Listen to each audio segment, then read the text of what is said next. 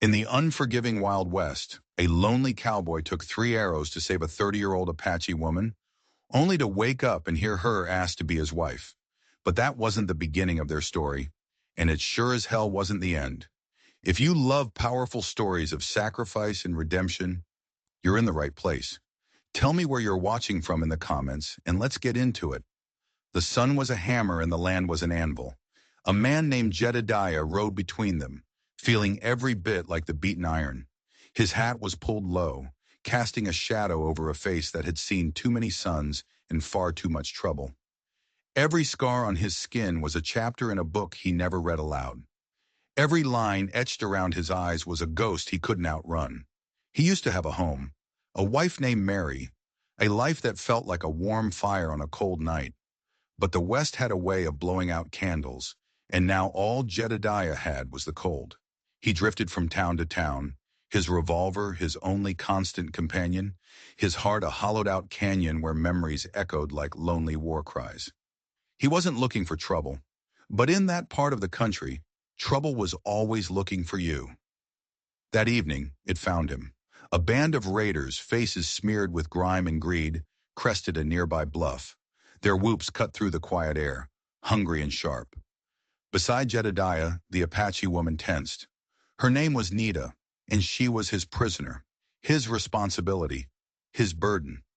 He'd bought her from a group of trappers 2 days prior, paying with the last of his gold.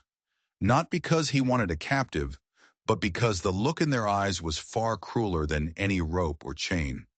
He'd planned to take her near her people's lands and set her free. It was a fool's errand, a quiet attempt to put one single drop of good into an ocean of bad. But the raiders had other plans. Jedediah spurred his horse, but they were fast. The fight was a whirlwind of dust and desperation. An arrow whistled past his ear. Then another. The third one didn't miss. It slammed into his shoulder, a white-hot poker of pain that nearly knocked him from the saddle. He gritted his teeth, the world blurring at the edges. Another arrow found his side, stealing his breath and burying itself deep in his ribs. A third tore through the flesh of his thigh. He refused to scream. He refused to fall.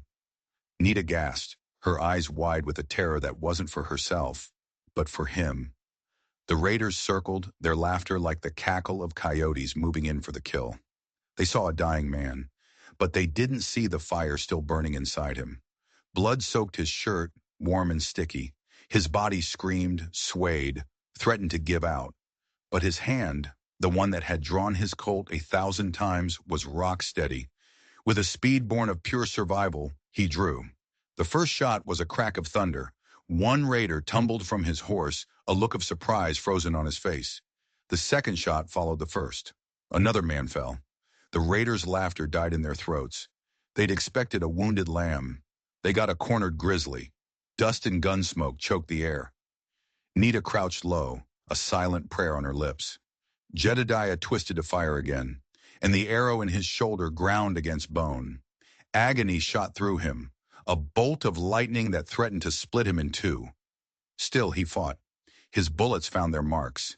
His hat was knocked from his head, revealing eyes that blazed with a defiance that death itself would hesitate to challenge. Finally, the last two raiders shared a look of disbelief. They turned their horses and fled into the growing darkness, unwilling to face a man who simply refused to die. Silence descended, heavy and absolute, broken only by the ragged, desperate sound of Jedediah's breathing.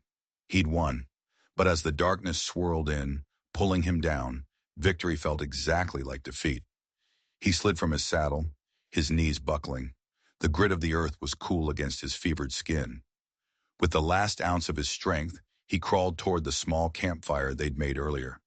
He collapsed beside the weak flames, his chest a mess of ragged breaths. And then he knew no more. Nita rushed to his side, her heart a frantic drum against her ribs.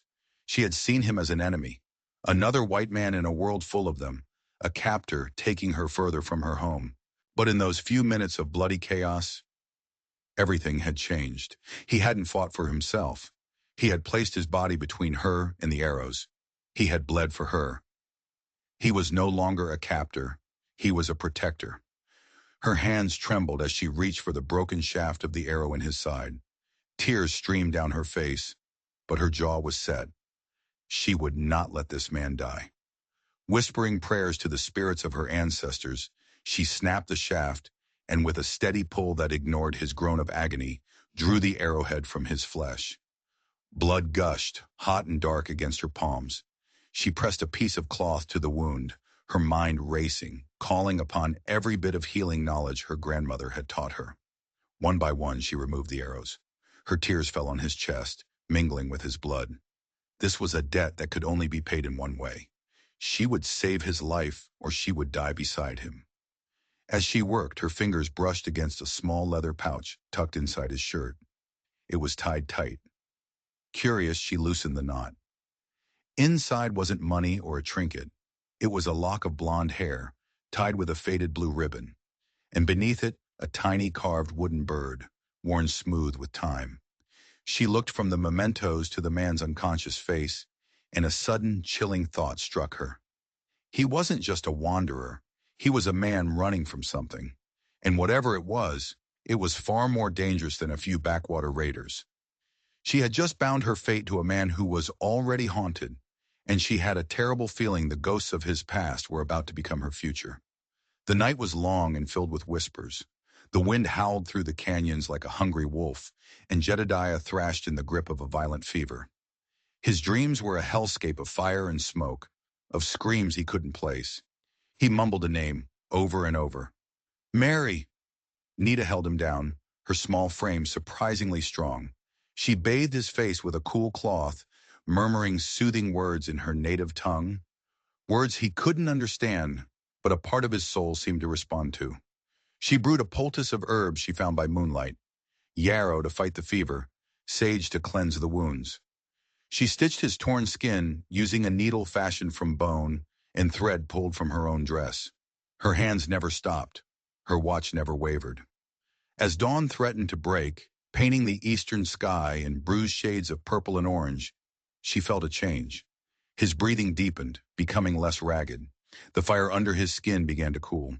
She laid her hand on his chest, feeling the slow, steady beat of his heart, a survivor's rhythm. She had done it. She had pulled him back from the precipice. Exhausted, she sat back, watching the first rays of sun touch his face. He looked different in the light of a new day. Less of a hardened gunslinger, more of a broken man. She thought again of the pouch, the lock of hair, the wooden bird. These weren't the possessions of a man who traveled light. They were anchors. Anchors to a past he was dragging with him across the desert. As the sun climbed higher, his eyes fluttered open. They were blue, the color of a mountain lake, clouded with confusion and pain. He squinted, trying to focus. His gaze fell on her, and for a long moment he just stared. He saw her weary face, her hands stained with his own dried blood, the fierce determination in her dark eyes. He saw a guardian angel who had descended into his hell. He tried to speak, but his throat was a desert. Only a dry rasp escaped. She offered him water from a canteen, lifting his head gently. He drank, the cool liquid a blessing. When he finished, he looked at her again, a question in his eyes. He didn't have to ask. She knew what he was thinking. Why? Why would she, his captive, fight so hard to save his life? She took a deep breath. Her English was broken, pieced together from missionaries and traders, but she chose her words with immense care. You fight for me, she said, her voice soft but clear. She touched her own chest, then his. You give blood for me. He watched her, his mind slowly piecing together the events of the attack, the arrows, the pain, him falling, and her staying. She held his gaze, her expression unreadable. My life was not mine, she continued, thinking of the trappers, of the rope on her wrists. You make it mine again. Now. I give it to you. Jedediah's breath caught in his throat. He'd faced down gunfighters and stared into the eyes of charging buffalo without flinching. But this woman's quiet words struck him with more force than a physical blow. He had lived for so long as a ghost, convinced he was unworthy of kindness, of connection, of life itself. And here she was, offering him the one thing he thought he had lost forever, a future. He tried to shake his head, to tell her she was wrong, that he was not a man worth saving. But the words wouldn't come. Then she said something that changed the entire world. "I will be your wife," she stated. It wasn't a question. It wasn't a plea. It was a declaration, a statement of fact as solid and unyielding as the rock beneath them. Jedediah stared at her, completely and utterly stunned. This woman, who he had bought like cattle just days ago, who he had planned to abandon, was now proposing to bind her life to his. It made no sense. It was madness. He opened his mouth to tell her so, to tell her she didn't know who he was, what he'd done. But before he could speak, his eyes drifted past her shoulder toward the bodies of the raiders lying where they had fallen. The morning sun glinted off something on the chest of the leader, a medallion. It was silver, intricately carved, and the design etched into it made Jedediah's heart stop cold. It was a coiled serpent eating its own tail, the exact same symbol that had been branded onto the men who had burned his homestead to the ground and taken everything he ever loved. The attack hadn't been random. The raiders weren't after spoils. They had been hunting him. And now this woman had just declared herself his wife, unknowingly stepping right into the crosshairs of a war he thought he had left behind, in a shallow grave filled with ash and regret. His blood ran cold. The desert heat felt like a shroud of ice. The raiders hadn't been common bandits. They were assassins, sent by someone from his past, sent by the man he blamed for the death of his wife, Mary, a man named Silas Kane. Jedediah had thought he'd vanished, disappeared into the anonymous expanse of the West. He had changed his name, grown a beard, and buried his story so deep he could almost believe it belonged to someone else. But the serpent medallion was proof. Kane knew he was alive, and Kane would not stop until he was dead. He looked at Nita, at her earnest, determined face. She had offered him her life, her future, and in return he had brought a death sentence to her doorstep. A wave of nausea and self-loathing washed over him. He had to send her away, now, for her own safety. "No," he managed to croak, his voice raw. "You don't understand. You have to leave. You have to go." Confusion clouded her features. "You are weak. You will die." "Better me than you," he gritted out, trying to push himself up on one elbow. Pain exploded in his side and he collapsed back with a groan. They weren't raiders. They were looking for me. He had to make her understand the danger. He reached a trembling hand toward the dead man, pointing. Look at his neck." Nita followed his gaze. She saw the glint of silver. Cautiously, she walked over to the body and knelt down. She pulled the medallion from the man's dusty shirt. She studied the coiled serpent for a long moment. Her back was to Jedediah, so he couldn't see her expression. He waited for her to recoil in fear, to finally see the danger he represented and run. But she didn't run. Instead, she stood up slowly, her movements stiff. She turned to face him, the medallion held tightly in her fist. Her face was a mask of stone, but her eyes were burning with an emotion he did not recognize. It wasn't fear. It was something older, deeper. It was recognition. "I know this, Mark," she said, her voice barely a whisper, yet it carried across the silent clearing like a funeral drum. Jedediah stared at her, his confusion mounting. "What? How?" She walked back to him, her gaze locked on his. She held out the medallion. "These men, the snake eaters, they are the ones who destroyed my village. They burned our homes. They took our women." Her voice trembled with a rage that was years old. "They work for a white man, a man with a face like a hawk and eyes like chips of ice. A face like a hawk, eyes like chips of ice." The description hit Jedediah like a punch to the gut. It was Silas Kane. There was no doubt. The world tilted on its axis. He and Nita were not strangers brought together by chance. They were survivors of the same monster. Their separate paths of grief and loss had been carved by the very same hand. The fire that had consumed his past had also lit the flame of her vengeance. It was a coincidence so profound, so impossibly cruel, that it felt like the design of a malevolent god. He had thought he was protecting her by sending her away, but there was nowhere for her to run.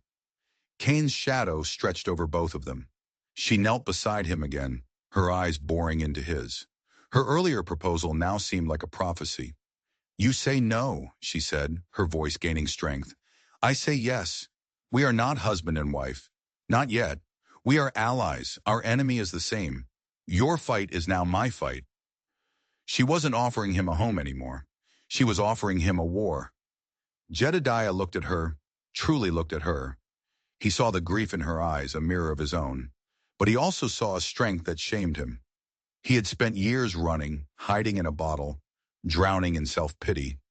She had spent those same years surviving, waiting, honing her anger into a weapon.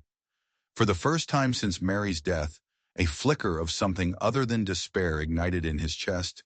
It was a dangerous, unfamiliar spark. It was hope, but it was a hope wrapped in vengeance. "All right," he whispered, his voice hoarse. "Allies."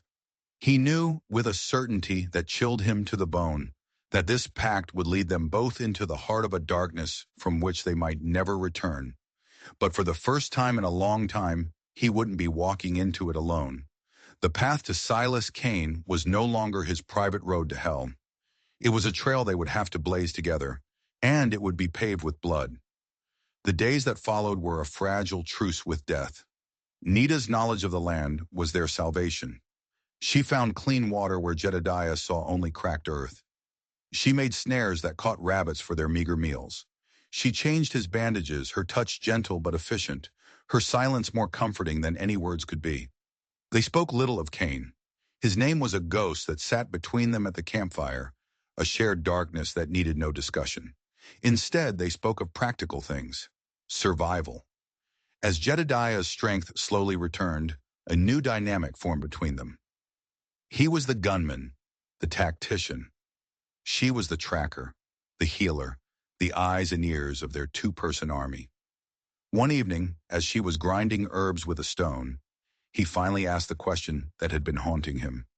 "The trappers," he began, his voice rough. "Why were you with them?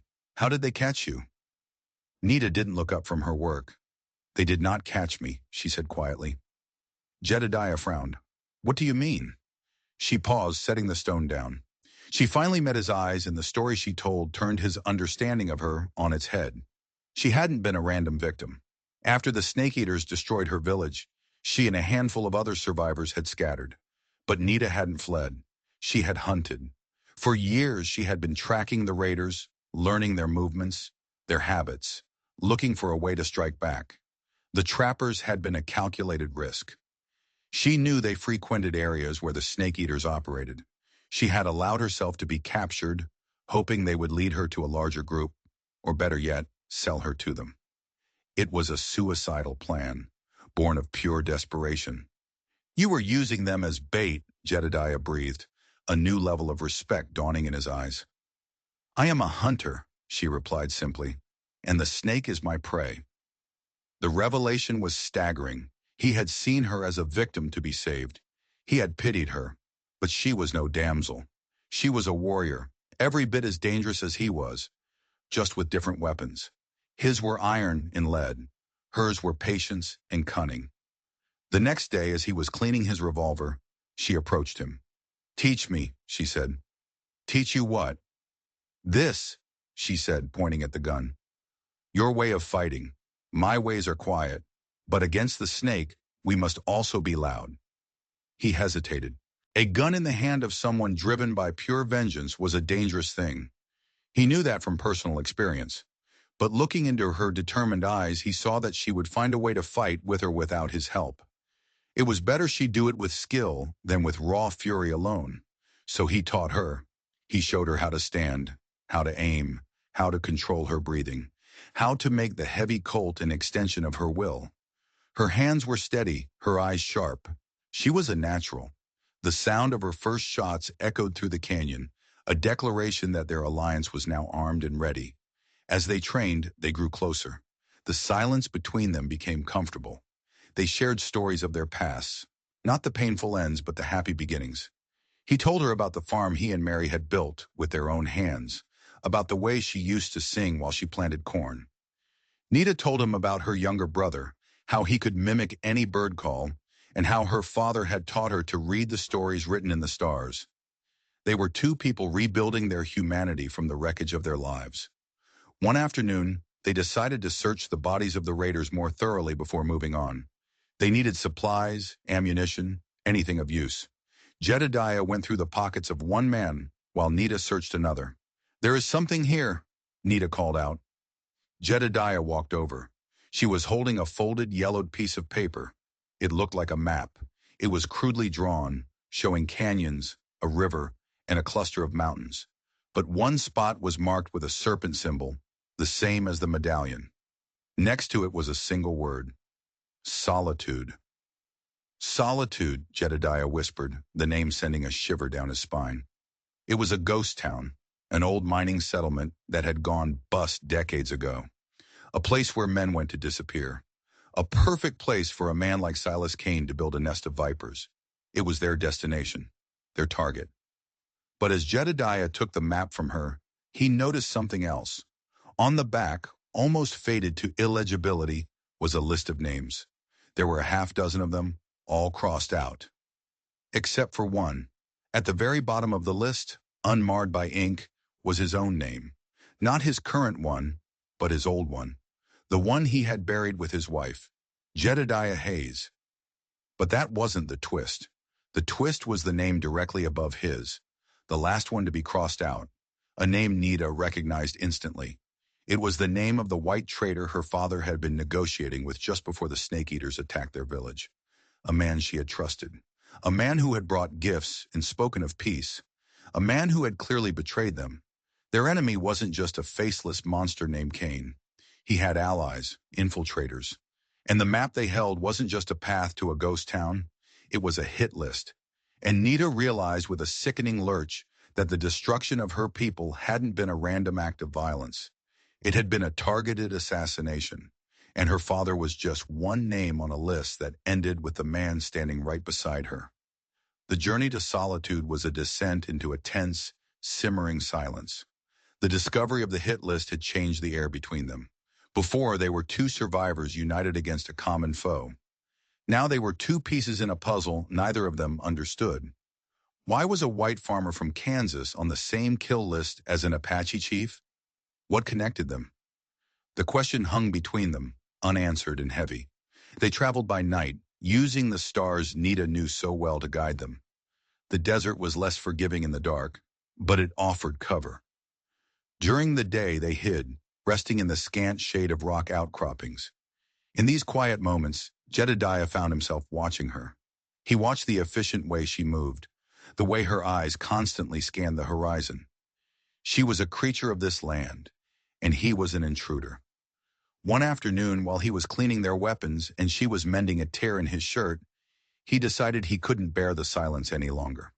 "Mary," he said, his voice quiet. "My wife, she kept a journal." Nita stopped sewing, her needle poised in midair.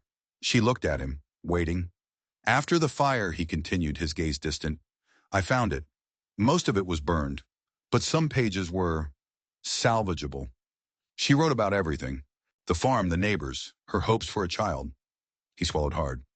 "She also wrote about a man who came to visit us. A businessman, he called himself. He wanted to buy our land, said there was something valuable underneath it." "Did he have a name?" Nita asked softly. Jedediah nodded slowly. "He called himself Mr. Sylvanus. Charming man, well-dressed. But there was something cold about him, something that made the hairs on my arm stand up. I told him no. The land was all we had. It was our future." He paused, the memory twisting his gut. He smiled, a smile that didn't reach his eyes. He said he was a patient man, that he always got what he wanted, one way or another. A week later, the fire happened. He finally looked at Nita, his eyes filled with a guilt that was almost as raw as the day it was born. "I should have known. I should have protected her." Nita put down her sewing. She moved closer to him, her expression a mixture of sorrow and something else. Understanding. "My father also spoke of a white man who came to our village," she said. "He offered us things, rifles, medicine, blankets, in exchange for what he called prospecting rights in our sacred mountains." "What did your father say?" Jedediah asked, though he already knew the answer. "He said no. Nita replied. He told the man that the mountains were the home of our spirits, and they were not for sale. The man smiled, and soon after, the snake eaters came. The pieces clicked into place with a horrifying certainty. Mr. Sylvanus, Silas Kane, it was the same man. He wasn't just a random land grabber or a violent marauder. He was a predator of a different kind. He was after something specific, something hidden in Jedediah's land, and something hidden in Nita's mountains. And he would kill anyone who stood in his way. Their connection wasn't just shared tragedy, it was a shared resource. They were the heirs of two pieces of land that Silas Kane wanted badly enough to murder for. The journal, Nita said, her voice urgent. Did she write what he was looking for? Jedediah shook his head grimly. The pages that might have said were turned to ash. All I know is, Mary was a geologist's daughter. Before she met me, she traveled with her father, mapping rock formations. She loved the land, not just for what could grow on it, but for what it was made of. She once told me our little farm was special, that it held a secret older than any man.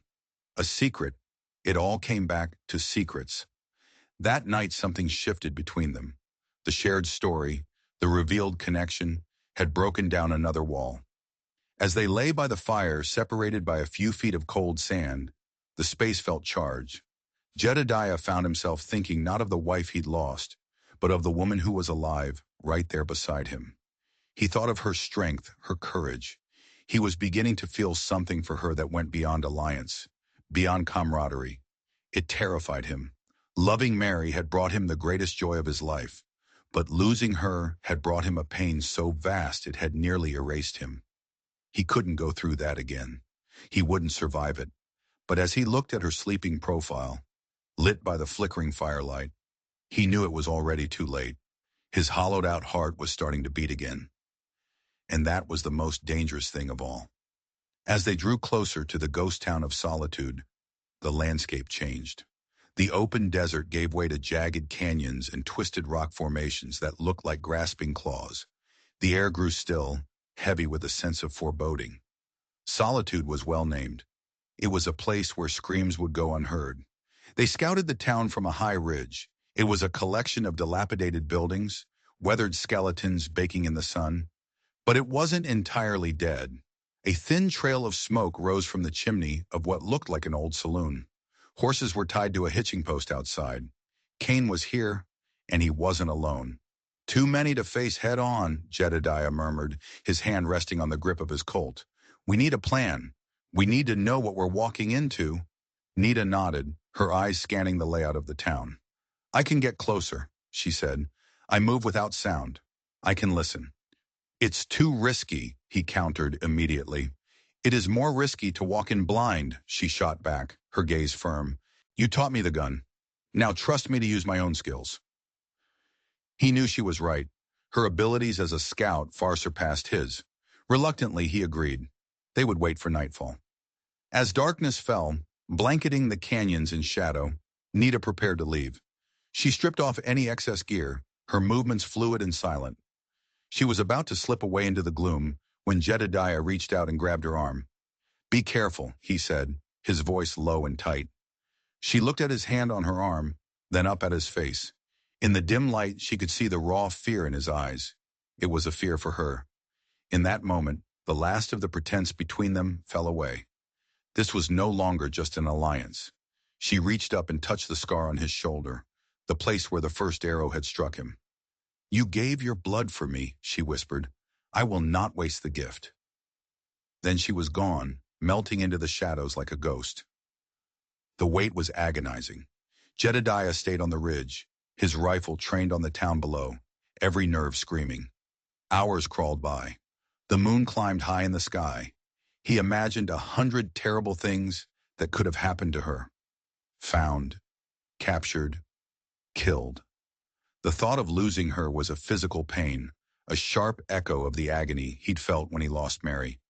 He realized with a sickening clarity that his heart had not just started beating again, it had given itself to Nita. Just as the first hint of dawn threatened the eastern horizon, he saw movement. A shadow detached itself from the deeper shadows near the edge of town. It was her. She was safe. Relief washed over him so intensely it left him weak. She scrambled up the last few feet of the ridge and collapsed beside him, breathing heavily. "He is there," she said, her voice a strained whisper. "Kane. I saw him, and I heard them talking." She had crept up to a broken window in the saloon, hiding in the darkness just feet away from Kane and his men. What she had overheard made the blood freeze in Jedediah's veins. Kane wasn't just looking for something valuable. He was looking for a specific place, a place Mary had written about in the intact pages of her journal, a place she called the Sunken Cathedral, a hidden cave system beneath Jedediah's farm, rich with a mineral so rare it was almost mythical, a mineral that didn't just gleam, but in the right conditions could generate immense power. And Nita's Sacred Mountains? They were the only other known source of this mineral on the continent. Cain hadn't just murdered for land. He'd murdered for the key to a new kind of power, a power that could make him a king in the untamed West. But that wasn't the worst of it. "He has a map," Nita continued, her eyes dark with the horror of what she'd seen. "Your wife's map. He tortured her for it before the fire." Jedediah felt the world dissolve into a red haze of fury. The story he had told himself, of a quick, merciful death in the flames, was a lie. Mary had suffered, terribly, at the hands of the man sitting comfortably in that saloon below. The guilt he had carried for failing to protect her was nothing compared to the monstrous rage that now consumed him. He was going to kill Silas Kane, not with a clean bullet from a distance. He was going to do it slowly. He was going to make him pay for every second of Mary's pain. He stood up, his rifle in his hands, his knuckles white. "Let's go." "No, wait," Nita said, grabbing his arm again, her grip surprisingly strong. "There is more.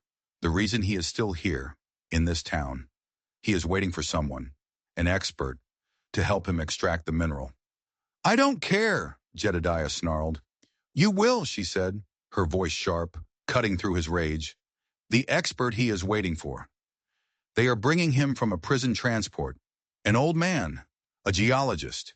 She paused, letting the words hang in the cold morning air. "Jedediah, the man he is waiting for is Mary's father." The revelation was a body blow. Mary's father, a man Jedediah had presumed dead for years, was alive, and he was being brought here, to this desolate hellhole, to be a slave for the man who murdered his daughter.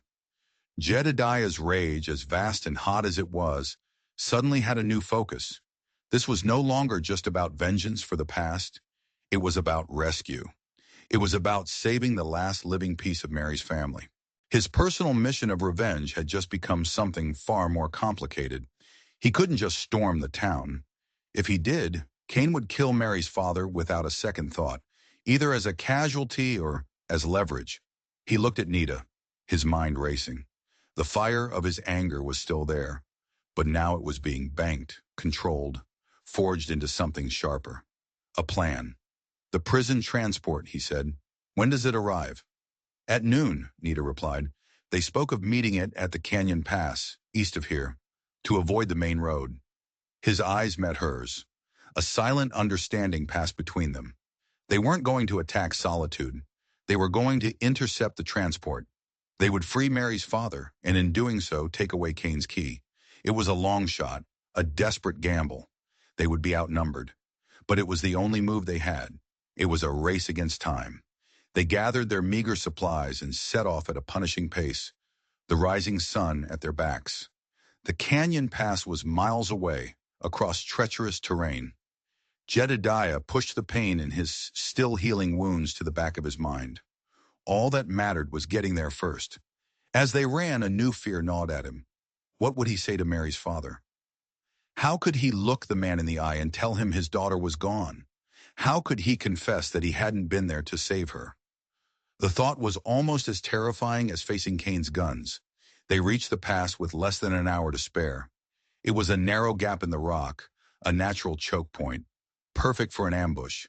They found a position high up on the canyon wall, hidden amongst the boulders, giving them a clear view of the trail below. They didn't have to wait long. Soon they heard the rumble of wheels and the plodding of horses. A single prison wagon, flanked by 4 armed guards, lumbered into view. It was a smaller detail than they had feared. Cain was arrogant. He didn't expect trouble. "I will take the two on the left," Jedediah whispered, cocking his rifle. "You take the two on the right." Nita nodded, her own rifle already pressed to her shoulder. Her face was calm, her breathing steady. She was no longer just a hunter of rabbits. She was a hunter of men. "On my mark," Jedediah said, his eye sighting down the barrel. He waited until the wagon was directly below them. The world seemed to slow down. The creak of the wheels, the jingle of harnesses, the lazy swat of a horse's tail at a fly. He took a breath. Now. 4 shots rang out, the echoes bouncing off the canyon walls like a volley of cannon fire. The 4 guards fell from their saddles before they even knew they were under attack. It was brutal. It was efficient. It was necessary. Jedediah and Nita scrambled down the rocky slope, their guns still raised. The driver of the wagon had his hands in the air, his face pale with terror. "Get down," Jedediah ordered, his voice like gravel. The driver scrambled off his seat and fled into the rocks without a backward glance. Jedediah moved to the back of the wagon. The door was locked with a heavy iron padlock. He aimed his Colt and blew the lock apart. He pulled the heavy door open. Inside, huddled in the corner, was a frail old man with wild white hair and eyes that burned with a fierce intelligence. Even in the dim light, his wrists were shackled. It was him, Thomas, Mary's father. He looked up, blinking in the sudden sunlight. He stared at Jedediah, his brow furrowed in confusion. Who are you?" Jedediah's heart felt like it was going to break. He opened his mouth to answer, to say his name, to explain. But Nita spoke first, her voice soft but firm. "We are friends," she said, her eyes fixed on the old man. Then she looked past Jedediah, her gaze sharpening, her body tensing. "And we are not alone." Jedediah spun around. Standing at the mouth of the canyon pass, not 50 yards away, was Silas Cain. And he was not alone. He had at least a dozen of his snake eaters with him, their rifles all aimed directly at the wagon. They hadn't intercepted the transport. They had walked straight into the trap. Cain wasn't meeting the transport here. This was the trap. He knew they'd go for Thomas. He'd used him as bait. Cain smiled, that same cold smile Jedediah remembered from his farm. A smile that held no warmth, only the promise of death. "Jedediah Hayes," Cain called out, his voice dripping with mock pleasantry. "I have to admit, I'm impressed. I thought you'd have drunk yourself to death by now. But it seems you found yourself a new hobby. And a new friend." His icy eyes flickered to Nita. "It seems my business partners have failed to keep their assets under control." The world narrowed to the space between them. The canyon walls, the sun, the wind, it all faded away. There was only the monster, and the 2 people who had sworn to destroy him. "It's over, Cain," Jedediah yelled back, pushing Nita and Thomas behind the relative safety of the wagon. Cain chuckled, a dry, rattling sound. "Over? My boy, it's just beginning. You see, you've brought me exactly what I need." He gestured to Thomas. "The key." Then he gestured to Jedediah and Nita. "And the last 2 loose ends, all in one neat little package. It saves me the trouble of hunting you down." The standoff was absolute. Cain had the numbers. Jedediah and Nita had cover, but they were pinned down. It was a stalemate that could only end in a bloodbath. Then Thomas, Mary's father, spoke from behind them. His voice was weak, but it carried an unexpected weight. "He's bluffing," he said. "What?" Jedediah glanced back at him. "The mineral," Thomas rasped, his eyes bright with a feverish light. "He needs me to get it, but more than that, he needs the final map. The one Mary made. The one he never found." Jedediah's mind raced back to the burned remnants of the journal. Cain had tortured Mary for a map, but Nita had said he was waiting for Thomas to help him extract the mineral. She never said he had the final, detailed map. "He thinks you have it," Thomas said, looking directly at Jedediah. "He thinks Mary gave it to you before she died. It was their only card to play, their only chance." Jedediah stepped out from behind the wagon, his hands held high, but his eyes blazing with defiance. "All right, Cain, you want the map?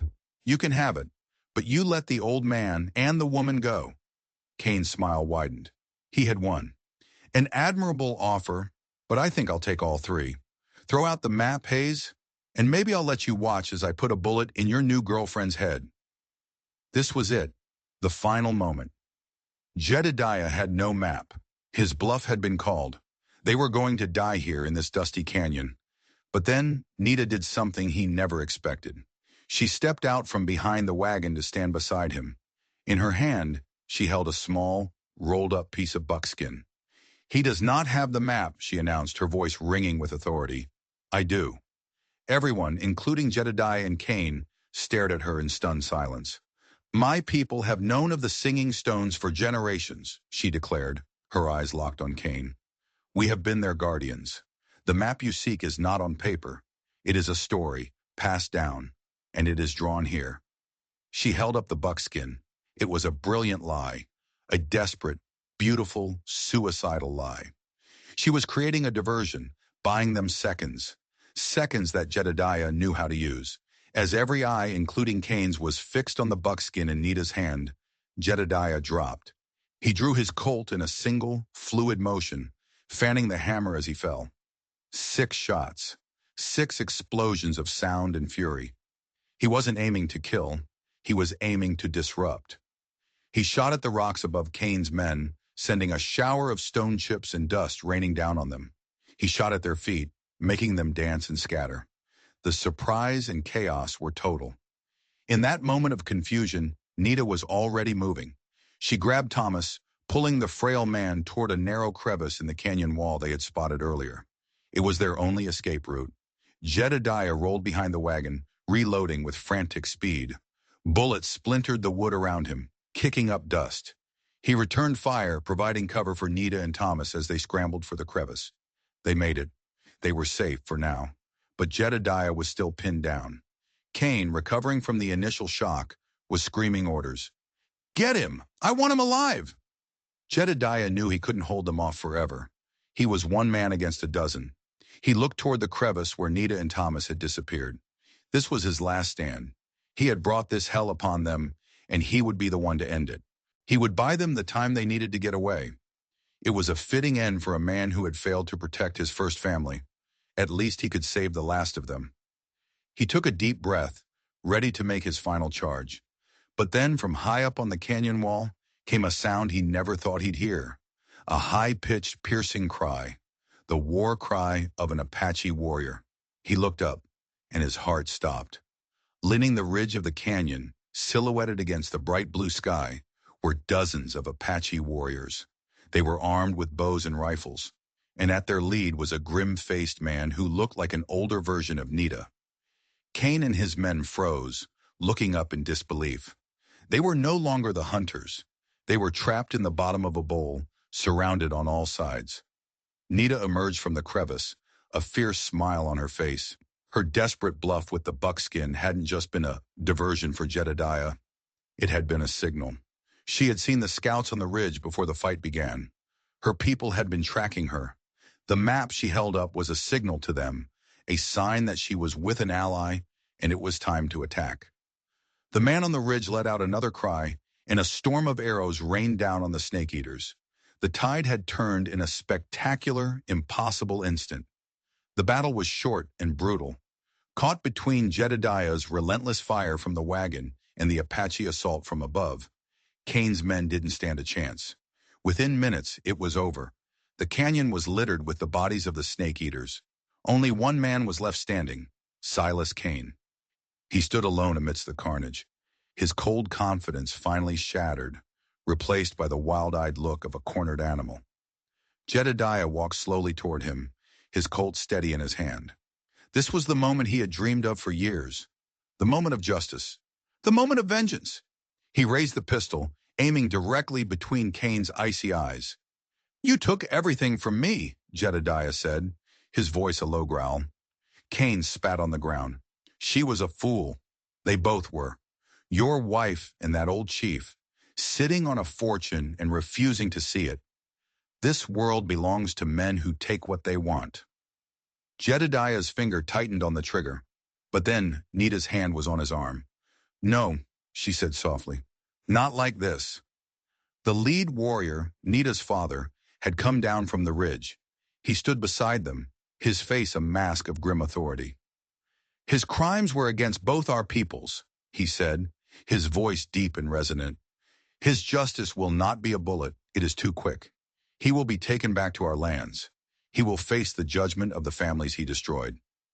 Jedediah looked from Nita's pleading eyes to her father's stern face, and then back at the monster who had ruined his life. His rage screamed for him to pull the trigger, to end it here and now. But he knew they were right. Vengeance was a poison. Justice was the cure. He lowered his gun. The resolution was not the fiery end he had imagined, but something more profound.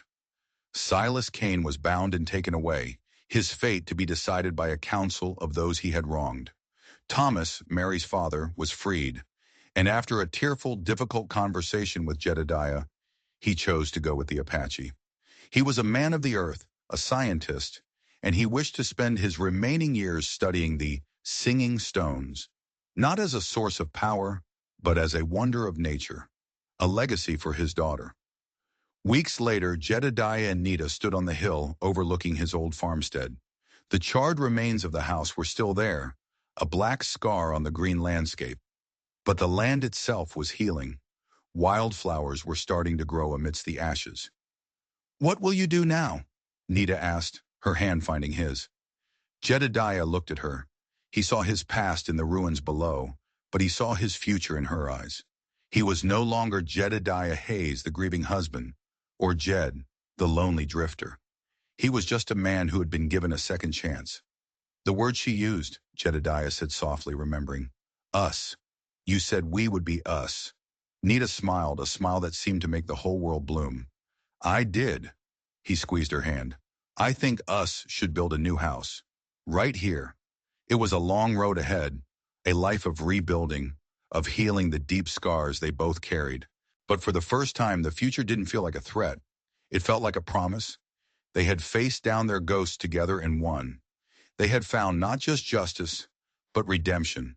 And in the unforgiving heart of the Wild West, two broken souls had found a way to become whole again, bound not by a shared enemy, but by a love forged in fire, sacrifice, and hope. This story is a powerful reminder that even in the darkest of times, the courage to stand for someone else can lead you back to the light. If you were moved by Jedediah and Nita's journey, hit that subscribe button because there are so many more stories to tell. Thanks for watching.